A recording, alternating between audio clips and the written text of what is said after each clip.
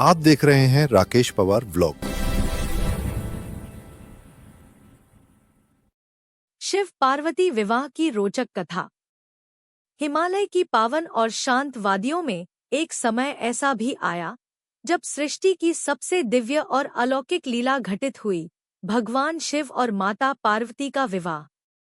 यह केवल दो आत्माओं का मिलन नहीं था, बल्कि तपस्या और प्रेम, वैराग्य और गृहस्थ शक्ति और शिव के पूर्ण संतुलन की स्थापना थी। सती का त्याग और शिव का वैराग्य।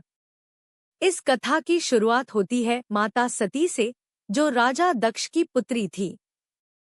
सती भगवान शिव की परम भक्त और पत्नी थी, परंतु राजा दक्ष शिवजी को एक वैरागी, भस्मधारी और सामाजिक मर्यादाओं से परे मानते थे। इसी कारण उन्होंने शिव का अपमान किया और एक विशाल यज्ञ का आयोजन किया, जिसमें शिव को आमंत्रित नहीं किया। सती यह अपमान सह न सकीं। यज्ञ में जाकर उन्होंने अपने पिता को समझाने का प्रयास किया, पर जब दक्ष ने शिव का फिर अपमान किया, तो सती ने योगाग्नि में स्वयं को भस्म कर दिया। यह समाचार सुनते ही शिव क्रोध और शोक से भर उठे। उन्होंने सती के शरीर को उठाकर तांडव किया, जिससे सृष्टि कांप उठी।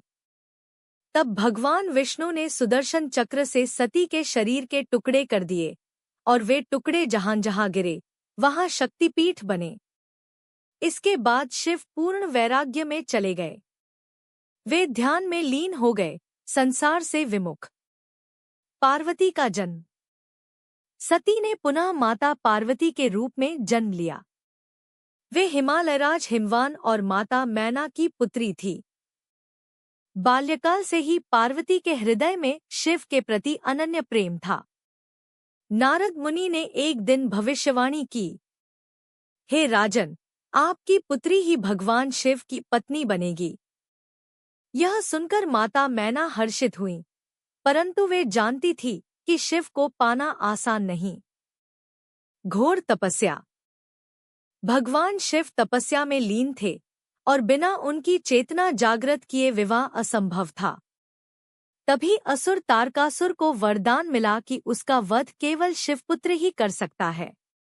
देवताओं ने कामदेव से प्रार्थना की कि वे शिव का ध्यान भंग करें। कामदेव ने पुष्पबाण चलाया, पर शिव ने क्रोधित होकर तीसरी आंख खोल दी, जिससे कामदेव भस्म हो गए। यह देखकर पार्वती और भी अधिक दृढ़ हो गई। उन्होंने निर्णय लिया, यदि शिव को पाना है तो तब से ही पाना होगा। पार्वती ने कठोर तपस्या आरंभ की। कभी फल फूल छोड़े, कभी जल, और अंत में निर्जल तप किया।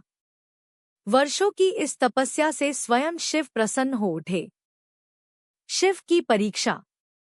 शिव ने पार्वती की परीक्षा लेने के लिए एक वृद्ध ब्राह्मण का रूप धारण किया। उन्होंने पार्वती से कहा, हे कन्या, तुम उस भस्मधारी योगी से विवाह क्यों करना चाहती हो? न उसके पास धन है, न परिवार। पार्वती ने दृढ़ स्वर में उत्तर दिया, वे त्रिलोकनाथ हैं, उनके समान कोई नहीं। मेरा प्रेम अडिग है। यह सुनकर शिव प्रसन्न हो गए और अपने वास्तविक रूप में प्रकट हुए। विवाह का निर्णय। शिव ने पार्वती का हाथ स्वीकार किया। हिमालय में आनंद की लहर दौड़ गई। देवताओं, ऋषियों और गंधर्वों ने विवाह की तैयारी शुरू की। परंतु जब शिव की बारात निकली, तो दृश्य अत्यंत अद्भुत था। अद्भुत बारात। शिव की बारात में न कोई राजा था, न मंत्री। भूत, प्रेत, पिशाच, नाग, गण, सभी बाराती थे। शिव स्वयं भस्म लगाए, जटाजूट, नागों का हार पहने, बैल नंदी पर सवार थे। माता मैना जब इस बारात को देखती हैं, तो वे मूर्छित हो जाती हैं। उन्हें लगता है कि यह विवाह उनकी पुत्री के योग्य नहीं।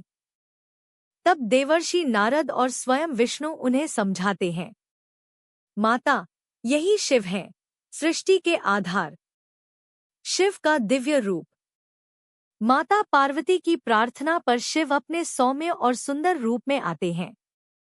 तब समस्त लोग आनंदित हो उठते हैं। माता मैना को भी संतोष होता है। दिव्य विवाह। शुभ मुहूर्त में वैदिक मंत्रों के साथ शिव पार्वती का विवाह संपन्न होता है। अग्नि को साक्षी मानकर दोनों 7 फेरे लेते हैं। यह विवाह केवल लौकिक नहीं बल्कि आध्यात्मिक है। शिव चेतना, पार्वती शक्ति, दोनों के मिलन से ही सृष्टि का संचालन संभव है। विवाह का संदेश। यह विवाह हमें सिखाता है सच्चा प्रेम त्याग और तप से मिलता है। स्त्री शक्ति के बिना शिव भी निष्क्रिय है। वैराग्य और गृहस्थ जीवन में संतुलन आवश्यक है। समापन। शिव पार्वती का विवाह श्रद्धा, प्रेम और विश्वास की अमर गाथा है। आज भी यह कथा भक्तों के हृदय में भक्ति की लौ जलाती है। जहाँ शिव है वहाँ शक्ति है, और जहाँ शक्ति है वहाँ सृष्टि है। हर हर महादेव। जय माता पार्वती।